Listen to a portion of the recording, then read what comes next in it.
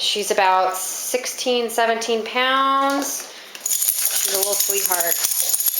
We'll maybe shove some shepherd in her, but she's very petite. She's about 3 to 4 years old. Hi, Emma. She was a rescue from Mexico.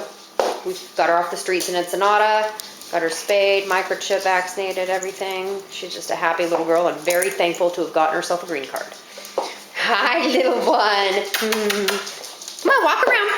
That's her pose. Oh, that's a pose. Strike a pose. Strike a pose. Oh, yeah, she's a poser. Oh, here comes everybody else. Hi, Emma. Oh, you're such a good girl. Oh, goodness gracious me. Oh, yes, you are. You're just such a beautiful girl. She's like a shepherd shrunken down.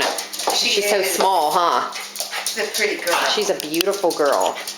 Hi, Emma. Oh, yes. Very friendly, very sociable with other dogs.